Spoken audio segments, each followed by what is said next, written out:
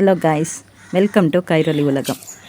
50 நோயம்புன்னு சொல்கிற இந்த நோயம்பு சமயத்தில் வந்து ஃபஸ்ட்டு ஒரு வாரமும் கடைசி ஒரு வாரமும் கடினமாக நோயம்பு எடுப்பாங்க. நான்வெஜ் ஒன்றும் சாப்பிடாம பாவம் ஒன்றும் செய்யாமல் மேக்ஸிமம் ட்ரை பண்ணுறது தான். அந்த மாதிரி ஒரு நோயம்பு காலம். அப்போ வந்து சிம்பிளான ஆகாரமாக இருக்கும், வெஜிடேரியன் ஆகாரமாக இருக்கும். ஒரு காரசாரமாக இருந்தால் தானே சோறு இறங்குங்கிறதுக்காக ஊறுகாய் வந்து எல்லார் வீட்லேயும் இந்த டைமில் போட்டு வைக்கிறது. அப்படி வந்து இந்த லென்ட்டு கடைசி என்னன்னா 50 நாளும் நோயம்பு எடுக்கிறது ரொம்ப நல்லது. நான்வெஜ் ஒன்றும் சாப்பிடாமல் இருக்கிறது நோயம்பு எடுக்கிறதுன்னு சொல்கிறது.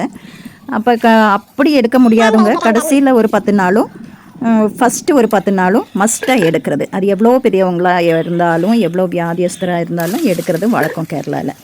அப்படி இந்த கடைசி 10 நாளில் வந்து நல்லா ஊறுகாய் போட்டு வச்சுட்டு அந்த கஞ்சியும் பயிரும் ரொம்ப லெகுவான பஷ்ணமாக இருக்கும், ரொம்ப லைட்டான ஒரு பஷ்ணமாக சாப்பிட்டுக்கிறது. அதுக்காக நானும் மாங்காய் பறித்து ஊறுகாய் போடலாம் அப்படின்னு சொல்லிட்டு பிஸ்னஸ் தேவைக்கும் போடலான்னு. இந்த ஒரு மரத்தில் ஒட்டி உயிர் வாழ்கிற ஒரு இது பார்த்திங்களா, மரத்தோடையே சேர்ந்துட்டு வேறு ஒரு செடி இதில் ஒட்டுயிர் வாழ் ஒரு செடி, அதுக்கு பேர் எனக்கு தெரியல. அது காற்றுலையே பரவுமாமா, ஆனால் அது வந்து ரொம்ப சத்துள்ளதாம்மா. இந்த இது தான் ஒட்டிட்டு வளரும். அதில் ஓர்க்கிடு செடி மாதிரி. மாங்காய் வந்து நல்லா கழுவிட்டு அப்புறம் தொடச்சிட்டு இந்த மாதிரி நீளத்தில் தான் அரியிறேன்.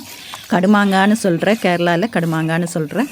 இது வந்து இதில் வந்து 1/4 இன்ச்சு கூட இருக்காது. அந்த காலை ஒரு இதாக பண்ணுறது.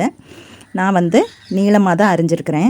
வெளியில் வந்து வெயில் ஜாஸ்தி ஒன்றும் இல்லை, அதனால் அது ஜஸ்ட்டு ஒன்று வெயிலில் வச்சோம்னா கொஞ்சம் நல்லா இருக்கும்.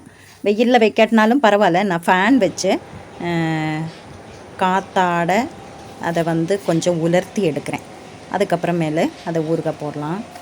நோயம்பு காலத்தை குறித்து ஒன்று ஒன்றா ஒரு காரியமாக பேசலாம். நமக்கு